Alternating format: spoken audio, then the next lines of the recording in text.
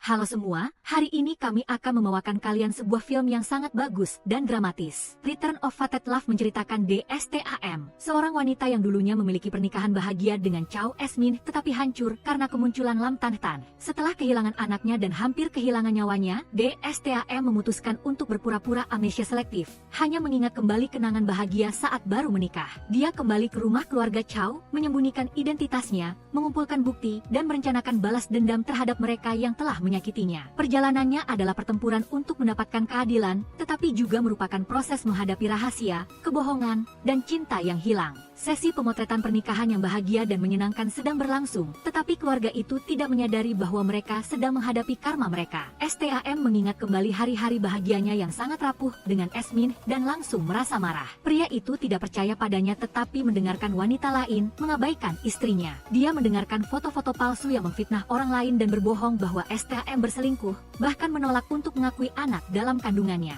Hanya karena dia secara tidak sengaja memukulnya, dia ingin memukulnya kembali, mengatakan bahwa dia akan menceraikannya. STAM sangat kesakitan karena dituduh secara tidak adil, dalam hatinya dia kecewa pada suaminya ini. Malam itu, dia mendengar kabar bahwa orang tuanya mengalami kecelakaan dalam ledakan serius dan dalam kondisi kritis di rumah sakit. Di tengah malam badai yang lebat, dia segera mengendarai mobil tetapi sayangnya menemui rintangan. Saat itulah dia menyadari bahwa rem di mobil telah dipotong oleh seseorang. Mobil itu menabrak pembatas jalan dan STAM terluka sangat parah. Sementara itu, Lam Tan Tan, selingkuhan suaminya, sangat jahat. Ketika dia tahu bahwa dia mengalami kecelakaan, dia sengaja mempermainkan anak dalam kandungan STAM, membawanya ke rumah sakit jiwa. Dia juga melaporkan bahwa orang tuanya akan pingsan selamanya, mengabaikannya yang berteriak dalam keputusasaan. Dialah yang mengintervensi kecelakaan orang tua STAM, memotong kabel rem untuk menciptakan adegan bahwa dia telah berselingkuh dengan Chow Min dan melarikan diri. Melihat DSTAM meronta kesakitan, Tan Tan senang karena sekarang dia telah merebut segalanya darinya. STAM melepaskan diri dan mencekik si pelakor di depan tetapi didorong dan terluka. Bekas luka abadi di tangannya juga berasal dari itu. Tidak lama kemudian, dia juga ditangkap dan harus menjalani hidup sebagai orang gila. Tapi tidak apa-apa, sekarang dia sudah kembali, pemulihan orang tuanya juga sangat baik,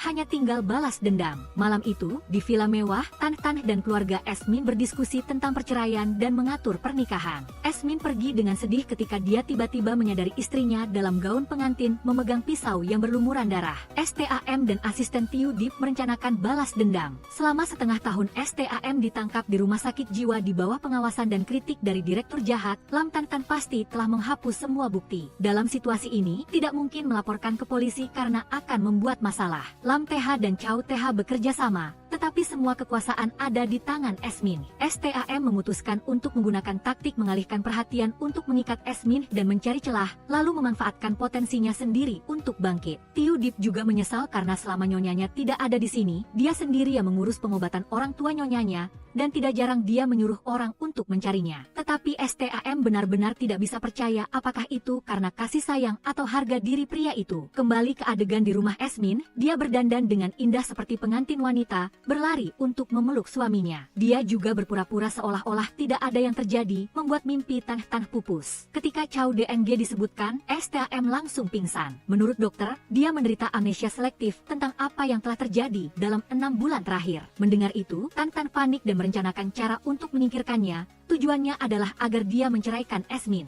Akhirnya Tan Tan dan TPHNG, ibu Esmin, berencana untuk mengunci STAM di rumah sampai perceraian berhasil. Esmin kembali ke kamarnya dan melihat istrinya seperti dulu dan bersikap sangat manis. Namun, dia tidak lagi peduli dan pergi tidur di ruang baca. Sebelum meninggalkan ruangan, dia mengunci pintu dan berpesan kepada kepala pelayan untuk berhati-hati. Tan Tan sedang tidur nyenyak ketika dia tiba-tiba terbangun oleh teriakan STAM yang meminta anaknya kembali. Saat bangun, dia juga melihat jimat menakutkan tentang anak-anak di depan tempat tidur. Mencurigai STAM berada di balik semuanya, dia segera berlari ke kamar dan membuka pintu serta masuk. Tan Tan menerobos masuk ke kamar dan melihat STAM sedang tidur nyenyak, jadi dia pergi tanpa berpikir 2 kali. Dia juga lari ke Esmin untuk mengadu, tetapi jimat itu telah diurus oleh orang-orang STAM. Dia juga membocorkan bahwa STAM pernah tinggal di rumah sakit jiwa tetapi menutupi ceritanya. Tan Tan yang ketakutan dalam satu insiden, kembali ke rumahnya sendiri. Keesokan paginya, TPHNG membicarakan menantu perempuannya dengan Esmin. Dia tidak percaya pada hasil dokter Lu, tetapi Esmin sepenuhnya percaya. Siapa sangka, dokter itu telah disuap dengan uang oleh Chow Min.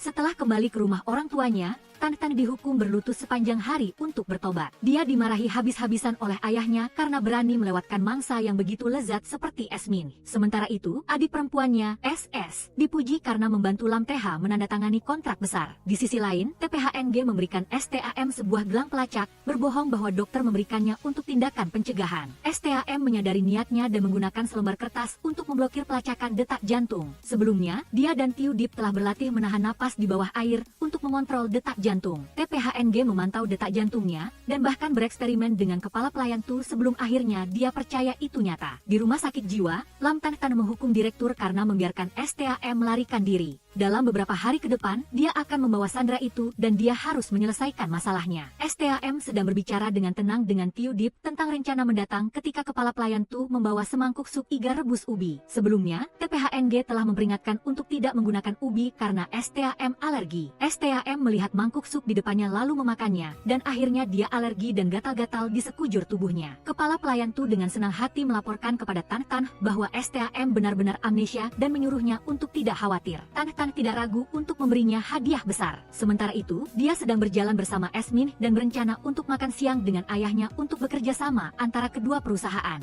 Tiba-tiba Esmin melihat sosok wanita yang sangat mirip STAM naik ke mobil Chow DNG. Esmin segera membatalkan makan siang dengannya dan segera mengejarnya dengan mobil. Tan Tan sangat marah karena STAM sedang terbaring di rumah, tetapi dia masih khawatir. Saat itu, dokter datang untuk memeriksa STAM dan mengatakan bahwa situasinya tidak serius. TPHNG marah karena kepala pelayan Tu membuat kesalahan besar dan memecatnya. Untungnya, STAM datang untuk membela dan dia bisa mempertahankan pekerjaannya. Dia telah meramalkan segalanya dan minum obat alergi tepat waktu. Tetapi pada saat yang sama, dia juga merilis bukti bahwa Nyonya Tu mengambil barang-barang di rumah untuk dijual dan melakukan transaksi ilegal dengan Lam Tan Tan. Dengan watak ketua TRNG, dia akan dipecat dan dipenjara. Dia memohon dengan sungguh-sungguh kepada STAM dan akhirnya STAM luluh dengan syarat dia harus setia padanya. Adapun Tan Tan, dia masih akan menerima uang dan perintah tetapi akan mengungkapkannya kepada STAM. Esmin mengejar mobil aneh ke jalan kecil tanpa menyadari bahwa dia sedang diikuti. Tempat ini pernah menyimpan banyak kenangan antara dia dan istrinya. Tiba-tiba melihat sosok STAM, dia segera mengejarnya dengan mobil. Di sebuah hotel, dia melihat mereka berdua memasuki sebuah kamar. Esmin dengan cepat menyadari bahwa itu adalah kamar yang dia lihat di Vedel 6 bulan lalu, menuduh istrinya berselingkuh. Tanpa berpikir panjang, dia langsung marah, menggedor pintu, dan berteriak keras. Seorang pria membuka pintu dan mengabaikan Esmin, lalu pergi begitu saja. Dia dengan cepat berlari masuk mencari STAM,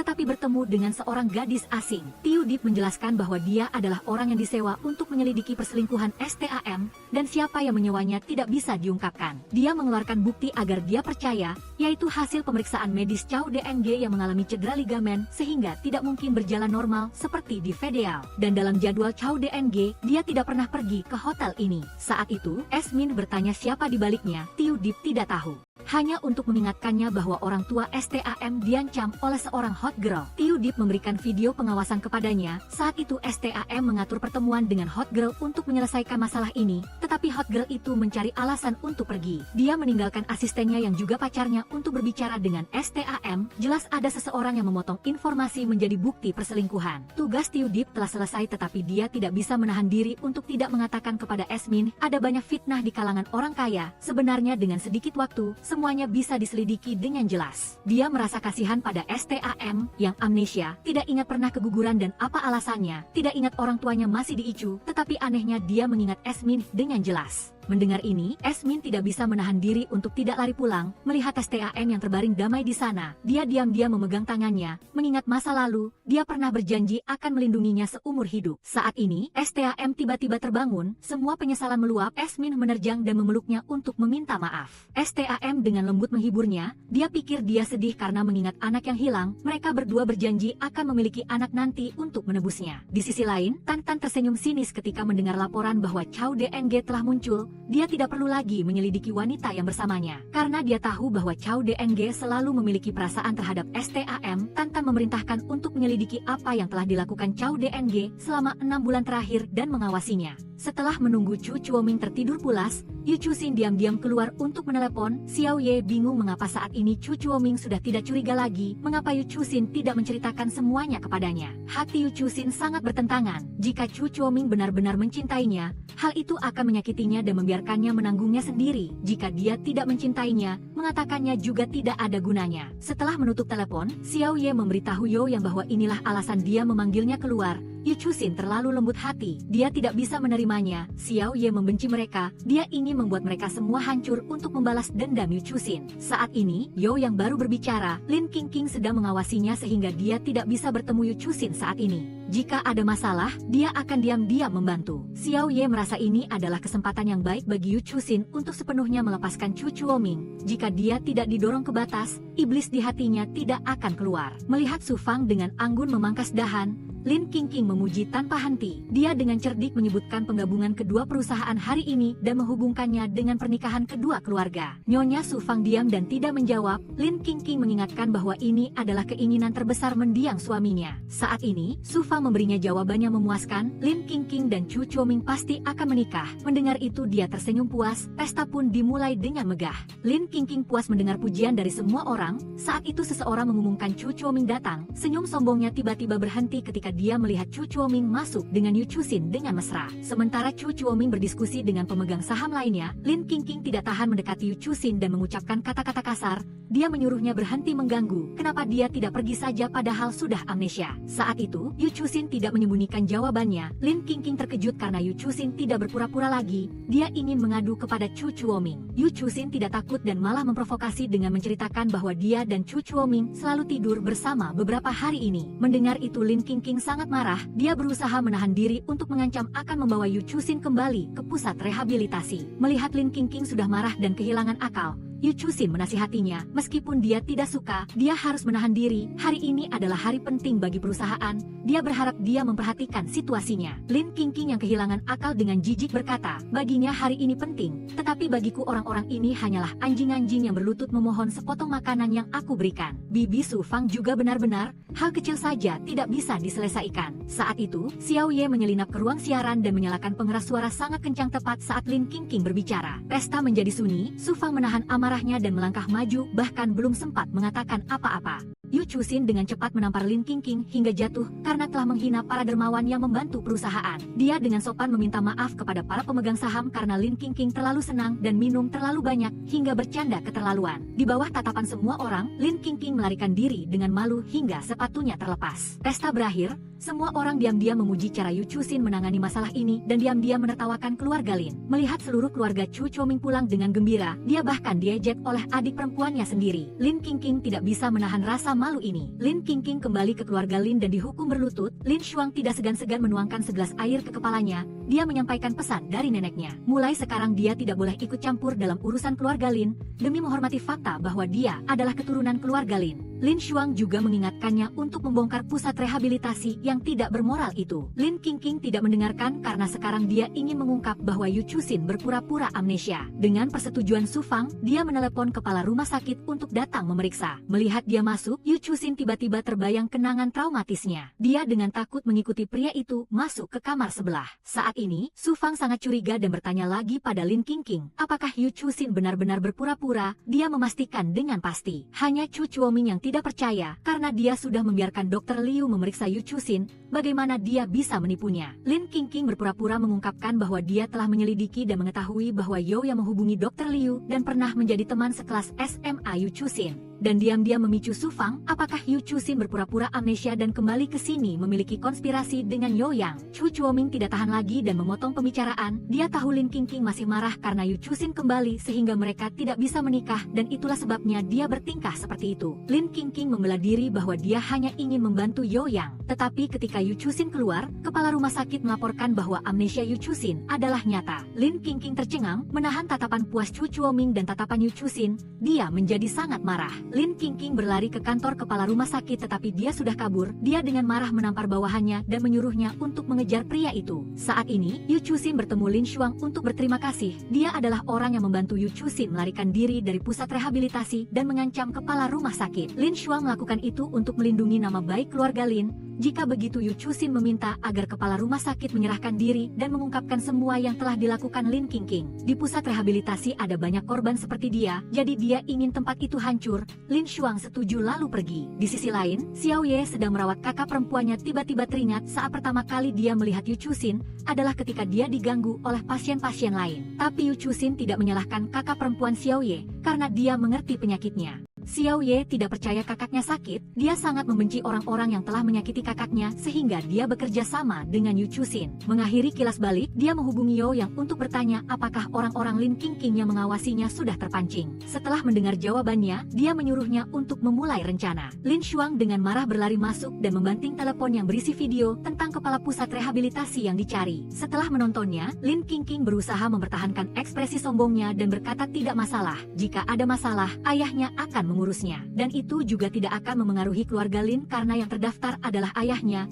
Setelah mengatakan itu, dia segera pergi. Segera setelah itu, wajah Lin Xuang yang tadinya marah langsung tersenyum. Dia segera menelepon Lin Xuang untuk melaporkan bahwa Lin Qingqing telah mengalihkan semua tanggung jawab kepada kepala rumah sakit untuk melarikan diri. Yu Chusin tidak khawatir karena sekarang dia sangat panik, jadi dia akan mengungkapkan petunjuk. Lin Xuang hanya perlu tenang di sana dan menerima keluarga Lin. Seluruh proses itu didengar oleh Yo Yang. Saat ini mereka berdua bertemu. Yu Chusin baru tahu bahwa dia juga menghilang selama setengah tahun. Tidak heran Lin Qingqing digosipkan, yang dikhawatirkan Yo Yang bukanlah dia melainkan Su Fang. Dia berpesan agar dia tidak tertipu oleh penampilan wanita itu. Sebelum dia pergi, dia memanggilnya kembali dan berpura-pura menyeka mulutnya. Saat itu juga, bawahan Lin Qingqing langsung mengambil foto. Di ruang rahasia, saat Xiao Ye masuk, dia melihat Yu Chusin merawat kakaknya. Mendengar kabar pusat rehabilitasi sudah dibongkar, dia tidak bisa menahan tangis. Saat itu Yu Chusin mengatakan dia sudah tahu tujuan Xiao Ye. Yo Yang sudah kembali ke keluarga Yo, tujuan mereka sudah tercapai, dia akan membalaskan dendam mereka. Xiao Ye merasa tidak ada yang bisa dia katakan lagi. Di keluarga Yo, saat Yo Yang muncul suasana menjadi tegang. Chu Chuoming mendengar Yo Yang mengatakan Yu Chusin ingin bercerai darinya dengan nada sombong yang membuatnya tidak bisa menahan diri untuk menikam. Lin Qingqing dengan cepat muncul untuk menahan dan menunjukkan kepada Chu Chuoming foto Yu Chusin dan Yo Yang. Melihat Su Fang dan dia marah, dia sangat senang jika sekarang mereka bercerai maka mereka akan tepat waktu untuk tanggal pernikahan awal mereka. Tiba-tiba Yu Chusin muncul, Lin Qingqing segera melangkah maju untuk memprovokasi tetapi dia langsung ditampar hingga jatuh. Sampai sekarang dia dan Chu Chuoming masih suami istri yang sah. Sedangkan Lin Qingqing terus ingin menjadi pelakor, dia berhak curiga bahwa dia telah menyakitinya hingga kehilangan anaknya. Jika dia menemukan bukti, Lin Qingqing akan menerima balas dendamnya. Saat ini Su Fang mengatakan Yu Chusin sudah terlalu berlebihan. Yu Chusin tertawa sinis dan mengatakan dia harus menjaga citra baiknya yang membuat wanita itu tidak bisa berkata-kata. Chu Chuoming dengan marah mengatakan Yu Chusin masih memiliki kepercayaan diri untuk mengatakan ini. Kata-kata ini membuat Yu Chusin meledak. Apakah Chu Chuoming masih laki-laki? Saat dia difitnah dan kehilangan anaknya, apa yang kamu lakukan? Bukankah kamu sedang bersiap untuk menikah? Sekarang, situasinya terulang, kamu malah percaya. Apakah ini perlindungan seumur hidup yang kamu janjikan? Yu Chusin menyeka air mata terakhirnya, mereka ingin bercerai. Dia melempar kertas perjanjian pembagian, setuju untuk bercerai. Su Fang melihat dari kertas perjanjian pembagian dan sangat marah hingga pingsan. Ketika Yo Yang keluar, Lin Qingqing menghentikannya. Dia ingin tahu apakah Yu Chusin benar-benar amnesia. Untuk membuatnya tetap berbicara, dia menggunakan rahasia bagaimana orang tua Yo yang meninggal sebagai syarat untuk bernegosiasi. Di sisi lain, Chu Chuoming memasuki kamar dengan lelah. Dia teringat masa lalu di mana dia memberikan perjanjian untuk ditandatangani agar dia menjadi pemegang saham perusahaan. Tapi Yu Chusin mengembalikannya. Dia bersamanya karena cinta murni tanpa perlu bantuannya membuat Chu Chuoming termenung. Di sisi lain, Su Fang terengah-engah berbaring di tempat tidur. Yu Chusin datang untuk merawatnya. Tetapi Su Fang berpikir dia memiliki konspirasi. Dia menyuruhnya untuk mengajukan syarat untuk ditukar dengan saham. Yu Chusin ingin bekerja di perusahaan keluarga Yo. Tetapi wanita itu tidak ingin dia membuat masalah lagi. Yu Chusin mengancamnya jika dia tidak setuju dia akan memberikan sahamnya kepada keluarga Lin. Akhirnya Su Fang menerimanya untuk menjadi asisten direktur, asalkan dia bertanggung jawab atas segalanya. Dia tidak akan ikut campur lagi dalam urusannya dengan Chu Chuoming. Malam itu pengasuh diam-diam merekam video melalui celah pintu. Pengasuh diam-diam merekam video melalui celah pintu, melihat Chu Chuoming marah karena Yu Chusin mengambil saham untuk mengancam sehingga dia menamparnya, tetapi karena hanya mengintip jadi tidak terlihat jelas. Ketika dia melihat Yu Chusin lari sambil memegangi wajahnya, wanita itu menjadi lebih yakin dan mengirimkannya kepada Lin Qingqing. Keesokan harinya, Yu Chusin pergi bekerja dengan wajah dingin. Chu Chuoming memanggilnya dan memberinya syarat. Sebelum penggabungan kedua perusahaan, dia tidak ingin ada rumor perceraian. Yu Chusin setuju, berpura-pura seperti ini sangat mudah baginya, hanya tinggal dia saja. Menanggapi kata-katanya, Chu Chuoming mengencangkan pelukannya di pinggangnya sebagai peringatan lalu menggenggam tangannya dan pergi. Keduanya seperti pasangan bahagia memasuki perusahaan. Yu Chusin menggantikan Chu Chuoming untuk berjabat tangan dengan Lin Qingqing menyambutnya sebagai rekan kerja. Ketika Lin Qingqing kembali ke kamarnya, dia melewati seseorang yang mencurigakan. Setelah menonton semua video, dia masih tidak yakin apakah Yu Chusin benar-benar amnesia. Khawatir tentang masalah yang dia lakukan pada orang tua Yu Chusin akan terbongkar,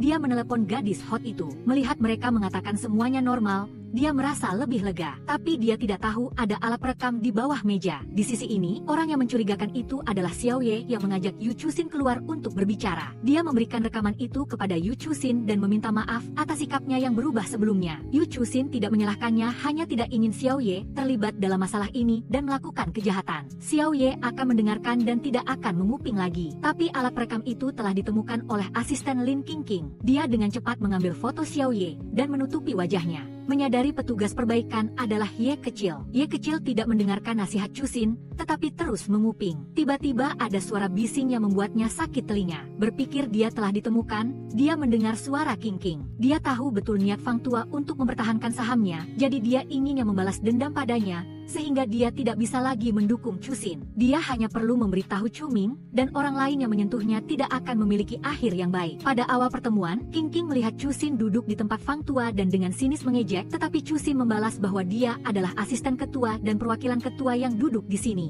Berusaha menahan diri, Qingqing hari ini di pertemuan memilih orang untuk membuat rencana penggabungan dua perusahaan di bidang perhotelan dan jasa. 3 orang yang mengikutinya memiliki prestasi dan kemampuan luar biasa yang dia ingin Chuming pilih. Dia melihat kenalan lama, direktur uang yang pernah melakukan bisnis curang dan ditemukan olehnya saat menyamar sebagai magang. Pria itu melihatnya tetapi tidak berani mengangkat kepalanya. Karakternya harus baik, Chusin menambahkan. Dia telah bekerja dengan direktur uang selama 4 tahun dan semua orang memuji dia baik. Chuming merasa itu tidak terbukti, jadi dia ingin mengadakan evaluasi internal antara 3 kandidat. Chusin setuju dan memprovokasi Qingqing. Dia ragu-ragu sejenak lalu setuju dan pertemuan berakhir. Direktur uang memintanya untuk mengganti orang lain. Qingqing menahan amarahnya dan setuju. Mendengar laporan asisten bahwa Yo yang telah menerima dokumen dan memblokirnya, dia menjadi lebih marah. Yang dia pedulikan adalah sejak kapan Chusin dan Chuming saling kenal. Asistennya mengatakan mereka berlatih bersama di perusahaan dan kemudian melanjutkan, dia tidak menerima. Chusin pasti tahu Chuming adalah tuan muda, jadi dia mendekatinya. Jika tidak ada, dia akan membuatnya seolah-olah ada untuk mengusir Chusin dari sini. Qingqing memerintahkan asistennya untuk memberitahu 2 orang lainnya untuk membantunya sekali lagi, lalu dia akan membawa mereka ke luar negeri. Di sisi lain, Chusin membakar foto direktur uang. Dia telah menyingkirkan cakar Qingqing yang lain. Saat ini, Ye kecil melaporkan bahwa pencariannya terhadap selebriti internet Tong Tong dan pacarnya tidak berjalan dengan baik. Chusin tidak khawatir, dia akan bertemu mereka. Ketika dia mendengar Yo yang menerima dokumen Qingqing, dia sedikit khawatir. Dia akan menemukan kesempatan untuk menjelaskan, dia tidak ingin dia terjerumus. Tiba-tiba bel berbunyi, rekan kerjanya menyuruh Chusin untuk melihat intranet. Ketika dibuka, seseorang berkata bahwa saat dia berbicara dengan Chusin, dia mengungkapkan identitas Chuming. Chusin menggunakan uang untuk menyuapnya untuk mengatur kerjasama dengan Chuming agar menjadi istri dari keluarga kaya. Video itu diposting dan membuat semua orang membicarakannya. Kata-katanya sangat tulus sehingga Chuming teringat masa lalu. Dia pernah memohon kepada ibunya untuk magang 1 tahun sebelum menjadi manajer umum. Saat itu, Chusin adalah mentornya. Dia memiliki kepribadian yang lurus dan jelas, selalu membantu karyawan baru. Dia yang memperingatkan dia untuk tidak bertanya jika dia melihat dana yang ambigu. Dia tidak ingin dia diintimidasi. Melihat gadis yang suka mengeluh tetapi baik hati ini, Chuming jatuh cinta. Saat mereka berdua makan siang bersama, Chusin dengan sederhana menawarkannya ceker babi buatan ayahnya. Melihat gadis berkarakter ini, dia semakin menyukainya. Dia telah menyadari tatapan anehnya dan telah memperingatkan. Di tengah-tengah sekolah, ayah Chusin memanggilnya untuk perjodohan. Dan ini membuat Chuming lebih bertekad untuk menyatakan perasaannya padanya. Dia datang ke acara perjodohan dan mengaku sebagai pacar Chusin untuk merusak perjodohan itu. Memikirkan ini dan mendengar kata-kata dalam video membuat Chuming berpikir. Sementara itu, Chusin mendengar fitnah itu dan tersenyum sinis. Dia teringat masa lalu. Hari ketika Chu Ming diumumkan sebagai manajer umum perusahaan, itu membuatnya terkejut dan khawatir. Dia perlahan memanggil Ye kecil dan bertanya apakah gadis di video itu terlihat sangat familiar. Ye kecil menyadari itu adalah selebriti internet Tongtong. Seperti yang Chu Xin duga, mereka akan bertemu lagi cepat atau lambat. Saat ini, Ye kecil paling khawatir jika video ini merugikan perusahaan, itu akan memengaruhi Chu Xin. Chu Xin tidak khawatir. Jika dia bisa menyelesaikan masalah ini dengan baik, itu akan menjadi lapisan pelindung tambahan baginya. Jika tidak, itu terserah takdir. Ternyata perusahaan memanggilnya untuk rapat. Masalah video ini telah menyebabkan saham perusahaan turun. Mereka mengatakan dia melanggar ketentuan kontrak. Jika dia menyebabkan kerugian langsung pada perusahaan, sahamnya akan ditarik. Jadi Dewan Direksi memutuskan untuk mencopot jabatannya. Chu Xin dengan tenang setuju. Di sisi lain, Fang Tua mendengar berita itu. Dia senang dan berjanji pada King King bahwa apapun yang menjadi miliknya akan dia berikan padanya. Kali ini, dia melakukan hal yang sangat benar. Di hari lain, Chu Xin bertemu dengan Yo Yang dan menasihatinya untuk bersikap rasional dan tidak dimanfaatkan oleh King King. Yo Yang tidak ingin membicarakan masalah ini. Dia datang ke sini untuk memberinya informasi tentang lokasi-lokasi di mana selebriti internet Tongtong mungkin muncul. Di hutan yang sepi, selebriti internet Tongtong dan pacarnya berkemah untuk melarikan diri. Sekarang Tongtong merasa sakit hati dengan sikap King King yang berubah. Pacarnya bahkan ingin memeras King King untuk sejumlah uang tambahan. Dia tidak khawatir karena apa yang mereka lakukan pada King King sangat banyak, dia pasti akan takut. Mereka tidak tahu Ye kecil telah menemukan mereka. Sementara itu, Chu Xin pergi ke rumah sakit untuk mengunjungi orang tuanya. Melihat orang tuanya masih terbaring tidak sadarkan diri, dia diam-diam meneteskan air mata. Dalam suasana duka itu, di keluarga Yo, Fang Tua mendesak Chu Ming saat ini untuk mengambil kembali saham Chu Xin dan menceraikannya. Sekarang semua orang menganggapnya sebagai korban. Meskipun mengusir Chu Xin, itu masuk akal. Biarkan Chu Xin menanggung nama buruk. Chu Ming tidak setuju dengan cara yang tidak etis ini. Fang Tua menambahkan, meskipun dia tidak menyukai King King,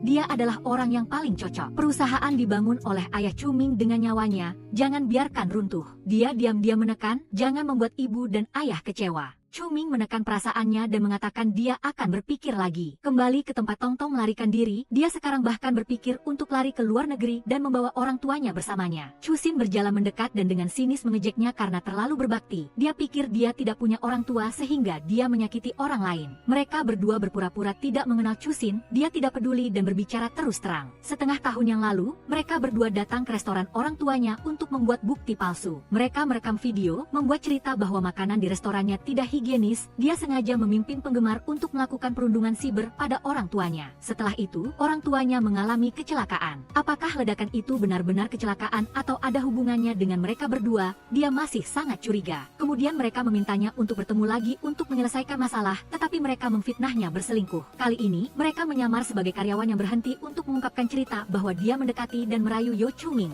Namun mereka berdua masih berusaha menyangkal. Saat ini, Ye kecil membawa sebuah koper berisi uang dan meletakkannya di depan mereka. Chu Xin mengatakan berapapun yang diberikan King King kepada mereka, dia akan membayarnya 2 kali lipat. Saat Tongtong dan pacarnya berdebat, Ye kecil mengambil foto mereka. Chu Xin mengancam jika dia mengirim foto ini ke King King, mereka berdua akan tahu konsekuensinya. Pikirkan baik-baik, lalu hubungi dia. Di sisi lain, Tongtong terus mendesak King King, yang dengan kesal setuju. Saat ini, dia datang ke hadapan ayahnya dan bertanya dengan hormat apakah dia harus mengambil alih saham keluarga Yo, tetapi ayahnya menolak, tidak ingin berurusan dengan Fang Tua. Dia tidak puas dan terus berbicara, tetapi ayahnya meliriknya. King King langsung diam, terlalu kesal dia mengirim pesan ke asistennya untuk membereskan 2 orang itu. Di sisi lain, pacar Tongtong ingin keluar untuk mencari udara segar, tetapi dia dipukul hingga pingsan oleh seseorang. Tongtong mencari pacarnya San Li, tetapi dia juga dibekap hingga pingsan. Ketika dia sadar, dia diikat erat dan ada telepon yang terhubung. Dikatakan bahwa King King hanya memberikan 1 tiket pesawat, pacarnya telah memilihnya untuk melarikan diri. Sementara itu, dia harus mati. Di telepon dia menyuruh San Li untuk melakukannya. Seseorang dengan bayangan memegang bensin menyebar di seluruh tenda. Tongtong yang sangat panik mengumpat bahwa dia adalah penjudi sehingga dia menerima uang dari King King. Dan dia adalah orang yang diam-diam membuka katup tabung gas restoran sehingga menyebabkan ledakan. 2 hal itu dia yang melakukannya, dia hanya membantu. Saat itu pintu tenda terbuka, bayangan di luar adalah Ye kecil. Chu Xin penuh kebencian melangkah masuk, seperti yang dia duga itu bukan kecelakaan. Saat ini, Tongtong berdiri di depan kamera menjelaskan kejadiannya. San Li yang setengah sadar bangun dan mengumpat agar dia diam. Chu Xin mendekat untuk memberikan tekanan. Tongtong sudah mengaku, bagaimana dengan dia? Jika dia tidak mau,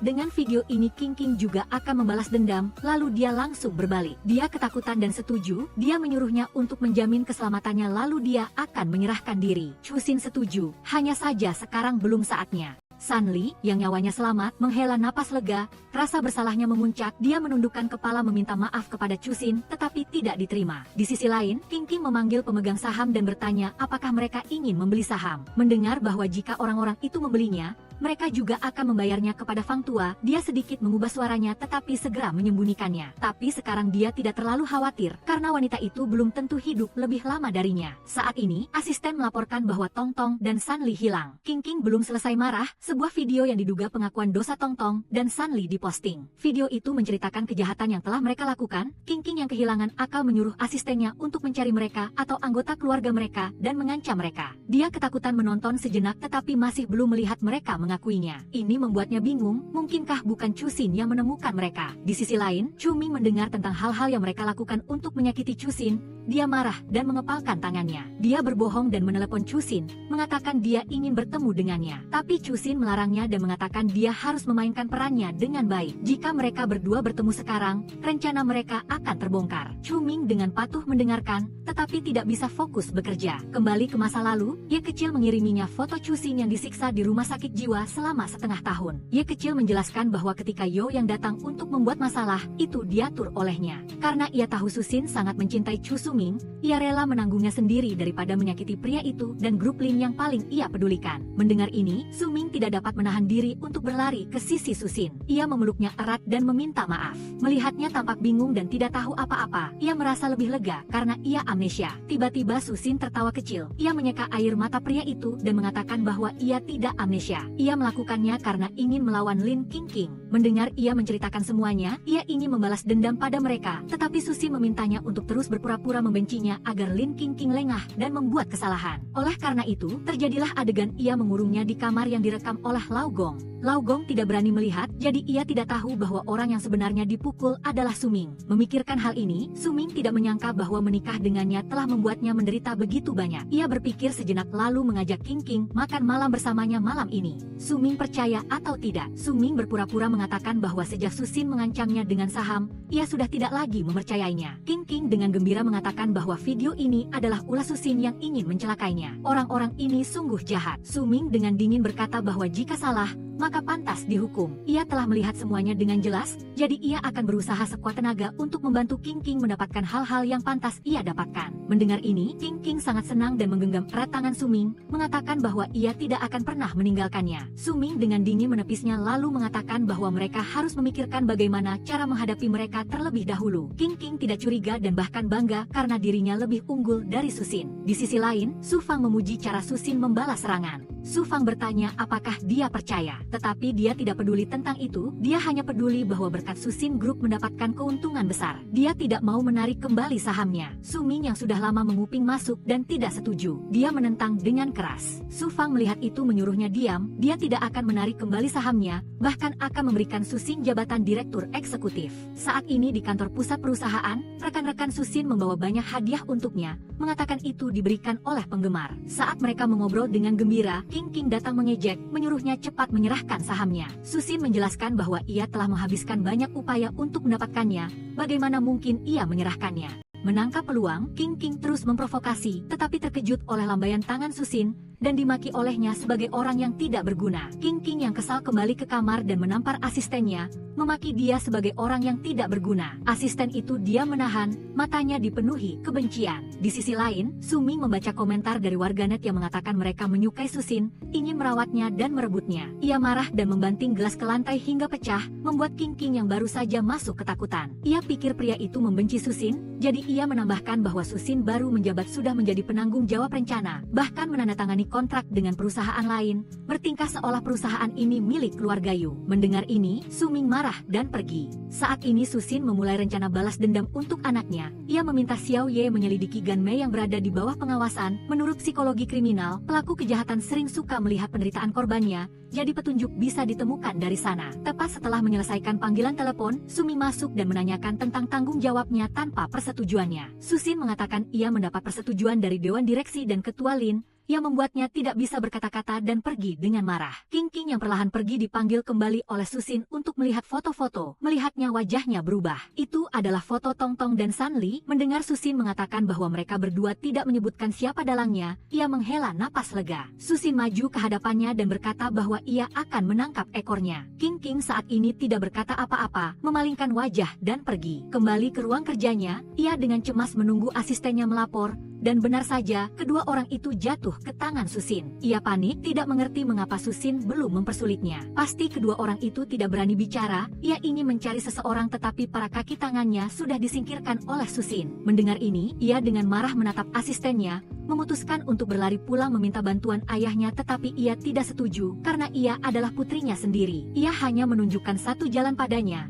Saat ini Suming dan Susin seperti air dan api. Selama ia mengaitkan perbuatannya dengan Chu Suming, maka grup Yo saat ini tidak bisa berpaling dan akan membantunya. Saat ini, King dan Suming kembali ke grup Yo untuk meyakinkan Su Fang agar mengambil kembali kekuasaan Susin. Ia berpura-pura membenci, mengatakan ibu tidak akan senang. Ia juga tidak ingin King terlibat dalam masalah ini. Mendengarnya ia gembira dan mengatakan meskipun semua orang tidak menyukainya, ia tidak akan meninggalkannya. Ketika mereka berdua menceritakan hal-hal itu, Su Fang sudah tahu tetapi saat ini ia melihat Susin tidak ada masalah. King dengan cerdik mengatakan Susin menganggap Suming sebagai pajangan, tidak melaluinya. Su Fang menghela napas.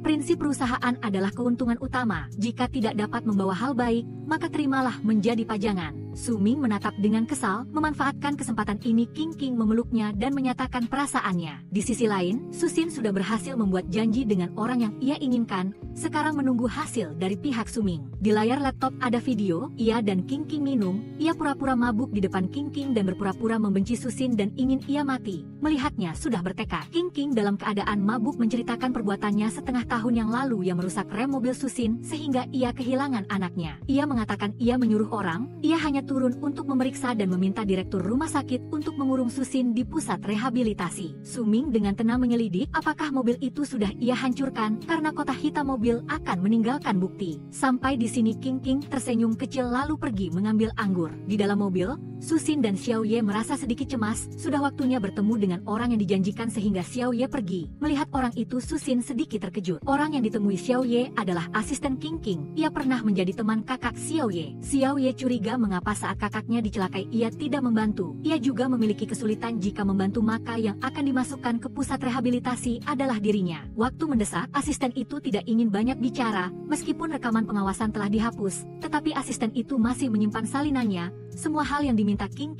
ia lakukan telah ia simpan. Untuk ia serahkan harus ada alasan, yang ia inginkan adalah membuat King hancur reputasinya. Ia ingin mereka meluncurkan pukulan mematikan dan bukan ia yang terlibat. Susin mendekat dan menunjukkan video pengakuan King. Asisten itu ragu-ragu dan mengatakan akan mempertimbangkannya. Di sisi lain, King yang terlihat mabuk ternyata sangat sadar. Ia telah merekam ucapan Suming yang ingin Susin mati. Ia tertawa puas ingin melihat bagaimana ia melakukannya. Asisten itu melaporkan pertemuannya dengan Susin kepada Susu. Ia tidak ingin memengaruhi Susu yang telah banyak membantunya. Susu tidak peduli dan menyuruhnya melakukan saja. Orang yang berbuat jahat harus dihukum, yang membuat tekad asisten itu semakin bulat. Yo yang menghilang beberapa hari ini telah mencari sopir yang pernah bekerja di keluarga Yo. Setelah berbincang-bincang dan bertanya, ia juga bertanya tentang rahasia kematian orang tuanya. Melihat sopir itu ragu-ragu, ia mengungkapkan kenyataan bahwa ia menderita kanker. Ia telah berusaha menyelinap keluar untuk mencari tahu kebenaran, karena toh ia akan segera meninggal jadi ia tidak ingin ada penyesalan. Sopir itu baru setuju. Sementara itu, King kembali ke keluarga Lin dan melihat Direktur Zheng. Ia segera berlari menghampiri tetapi dihalangi oleh ayahnya. Direktur Zheng datang untuk pamit dan menyerahkan diri. Mendengarnya ia ketakutan dan bertanya apakah ayahnya meninggalkannya. Ayahnya dengan marah mengatakan dialah yang meninggalkan dirinya sendiri lalu pergi.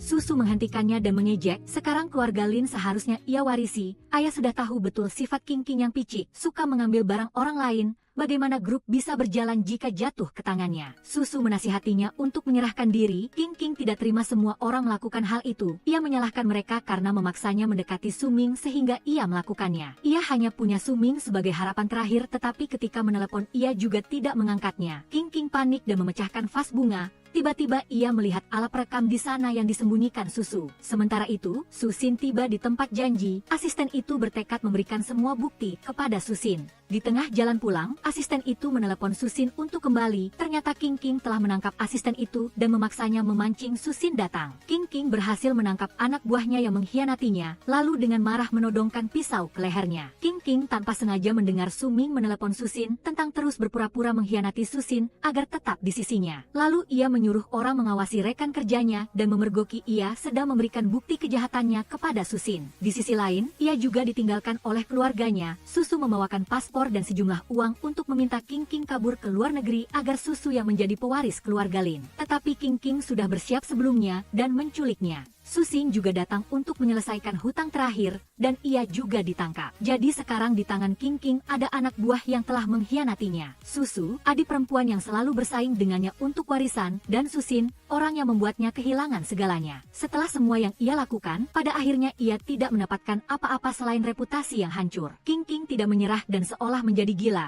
Ia mengambil pisau dan berlari ke arah Susin tetapi berhasil dihentikan. Setengah tahun di rumah sakit jiwa, Susin telah belajar banyak hal, termasuk pertahanan diri. Ia melepaskan ikatan, menghindari serangan King dan membuatnya terjatuh ke tanah. Dua anak buah menyerang dan menusuk dengan pisau, tetapi Suming dengan cepat datang dan menahan serangan itu. Menangani kedua anak buah itu dengan mudah. King yang melarikan diri ditendang Xiaoye hingga terjatuh. Meskipun ia memohon, mereka bertiga tetap melapor ke polisi. King harus membayar atas kejahatan yang ia lakukan. Direktur Zheng Rumah Sakit Jiwa juga telah ditangkap saat melarikan diri. Kakak Xiaoye yang sempat amnesia kini berangsur pulih. Ayah King masih menikmati hidupnya yang mewah dengan santai. Ia mengatakan kepada Su Fang bahwa ia tidak menyesal atas King karena ia tidak pernah menginvestasikan apapun padanya. Su Fang membenarkan bahwa memang demikian, hanya Susu yang merupakan anak dari ia dan pria itu. Presiden Direktur Lin dan Su Fang berdiskusi tentang kerjasama antara dua keluarga. Su Fang berpendapat bahwa Chu Chusin dan Yo Chuming bekerja sama dengan baik. Ini adalah kesempatan yang baik untuk menggunakan tangan mereka berdua untuk menyingkirkan lintah-lintah yang tidak berguna di perusahaan. Presiden Direktur Lin setuju, jika melakukannya maka akan membuat hubungan mereka berdua renggang dan posisi mereka di perusahaan terancam. Chu Chusin dan Yo Chuming sedang berdiskusi tentang sosok asli Suo. Sekalian juga pergi menemui orang ini sebentar. Tak disangka gadis itu datang ke perusahaan hanya untuk bermain game,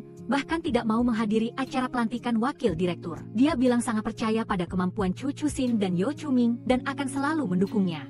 Dia melakukan ini hanya demi ayahnya saja. Setelah selesai bicara langsung pergi bermain. Tepat pada saat ini, Chuming memecah sepupunya karena menyalahgunakan kekuasaan dan melakukan pekerjaan sembarangan tidak ada bedanya dengan parasit di perusahaan. Meskipun tidak terima, sepupunya tidak bisa berbuat apa-apa selain pergi mencari Su Fang untuk meminta bantuan. Di sisi lain, Chusin telah mensurvei staf-staf berbakat di perusahaan untuk mengisi posisi yang kosong. Dia juga diberitahu oleh Chuming tentang 10% saham perusahaan yang dipegang oleh Foreign Trust Fund. Itu adalah dana agar keturunan keluarga Yo melanjutkan karir dan berkembang. Tepat pada saat ini, informasi bahwa 3 kontraktor menarik dana secara bersamaan meskipun harus membayar kompensasi tiba. Chusin dan Chuming terpaksa mencari pemasok lain untuk menyelamatkan situasi. Tetapi mereka tetap tidak datang dan memberikan alasan yang sangat tidak masuk akal. Saat ini sepupunya datang dan berbicara dengan angkuh. Su Fang juga datang dan mengumumkan bahwa jabatan sepupunya tetap utuh sementara dia dan Chusin akan diskors dari pekerjaan. Tetapi menurut jumlah saham perusahaan,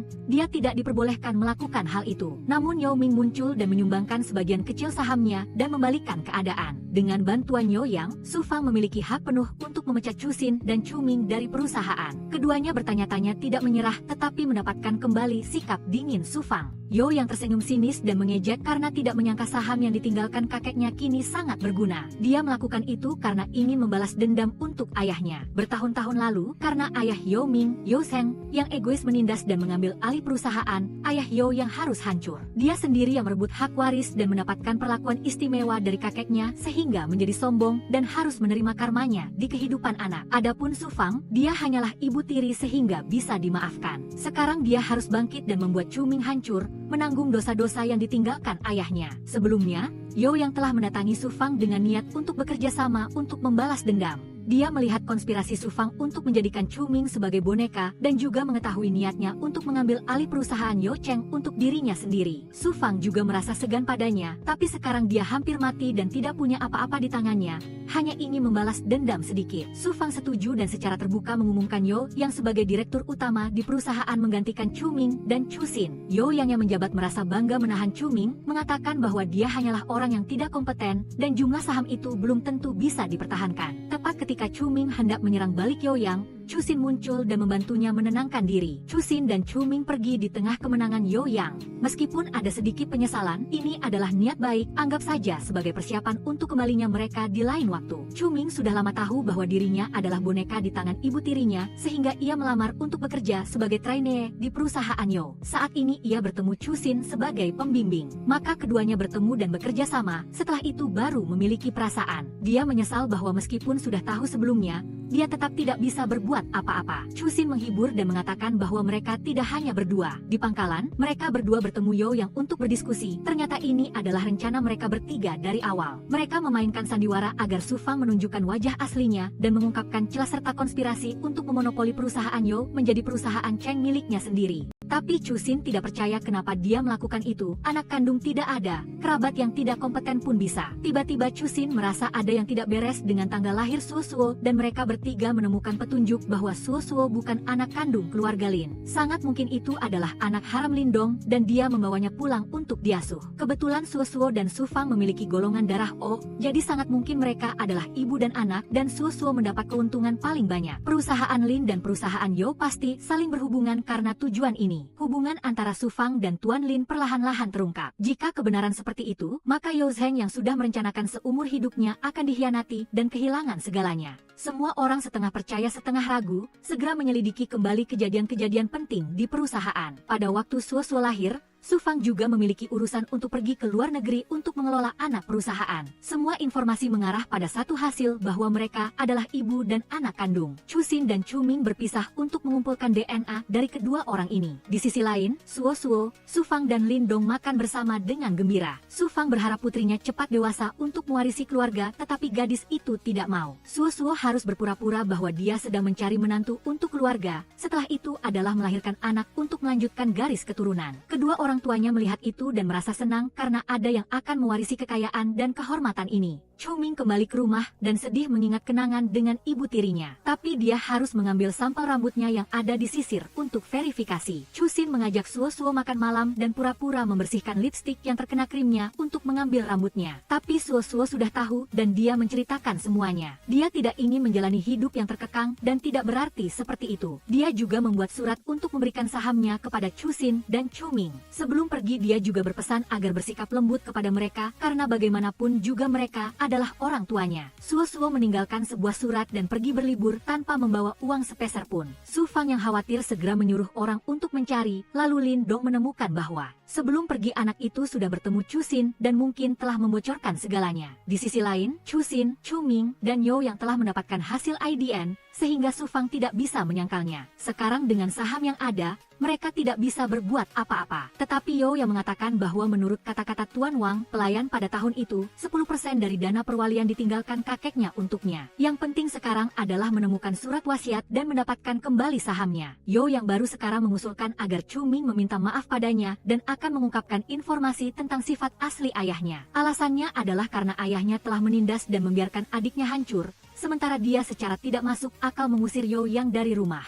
Chu Ming langsung menundukkan kepala meminta maaf dan mengetahui bahwa ketika ayahnya meninggal, mungkin bukan karena kekurangan obat melainkan karena Su Fang yang mencelakainya. Semua hal hanya bisa dicari di villa lama mereka, jadi ketiganya kembali. Saat ini Su Fang meminta mereka bertiga naik karena ada urusan. Dalam rapat pemegang saham, Su Fang memfitnah Chu Ming, Chu Xin, dan Yo yang karena membuat keributan yang memengaruhi perusahaan dan memiliki hak untuk membeli kembali saham mereka. Tetapi Chu Ming tidak rela dan memutuskan untuk tidak menjualnya. Su Fang tidak peduli dengan Chu Ming dan terus memutuskan untuk membeli kembali sahamnya. Saat ini Chu Xin mengeluarkan surat wasiat kakeknya. Di dalamnya ada keputusan untuk membagi 10% saham kepada Yo Yang dan kejahatan yang dilakukan Su Fang. Chu Xin berdasarkan hasil analisis AI tentang minat dan gaya hidup kakeknya, jadi dia tahu tempat menyembunyikan surat wasiat. Dia sudah tahu bahwa wanita itu punya anak haram, menindas putra sulungnya tetapi tidak mengatakannya. Sekarang Su Fang sudah jatuh, tapi Chu Xin masih ingin berakting agar wanita itu lengah. Su Fang diberhentikan dan dipaksa untuk menjual semua saham yang dia miliki. Dia masih belum mau menyerah,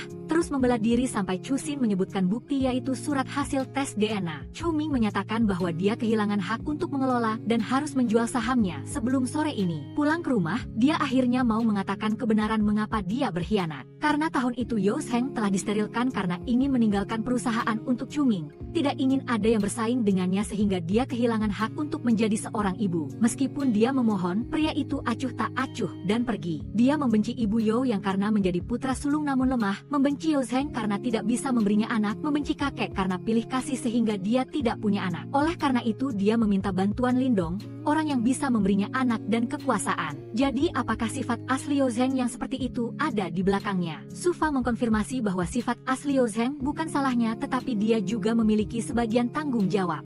Malam itu, keduanya bertengkar hebat sehingga dia gila-gilaan berlatih piano, baru lama kemudian dia ingat sedang memegang kotak obatnya. Su Fang mengatakan akan menyerahkan diri sendiri. Dia mendatangi rumah Lindong dan menyarankannya untuk menyerahkan diri bersamanya. Karena sifat asli Ibu Yo yang seperti itu semua karena dia menjebaknya, jadi ketika dia menyerahkan diri akan menyeretnya juga. Maka Lindong berpura-pura menawarkan segelas anggur tapi sudah diberi obat tidur. Dia telah merencanakan untuk mengatur seolah-olah itu adalah kasus bunuh diri dengan gas dan juga ada surat bunuh diri yang ditinggalkan. Dia pikir semuanya akan berjalan lancar, tetapi tidak disangka dia ditemukan oleh Chu Xin, Chu Ming dan Yo Yang, dan semua bukti telah direkam. Su Fang telah bekerja sama dengan mereka untuk membongkar wajah aslinya. Penyakit Yo Yang kambuh lagi saat ini sehingga dia pingsan. Beberapa hari kemudian, Chu Xin dan ibunya datang mengunjungi ayahnya yang masih koma. Dia juga datang mengunjungi Yo Yang. Chu Ming juga ada di sana bersamanya. Tetapi Yo Yang hanya bisa hidup 5 hari lagi saja. 1 tahun kemudian, Chu Xin hamil. Semua yang terjadi begitu cepat dan seperti mimpi. Dia juga sering mengunjungi Su Fang dan melihat wanita itu bereformasi dengan sangat baik. Chu Ming dan Chu Xin hidup dengan tenang setelah banyak badai. Mereka juga telah menemukan kebahagiaan mereka sendiri. Film ini berakhir di sini. Sampai jumpa di film-film berikutnya.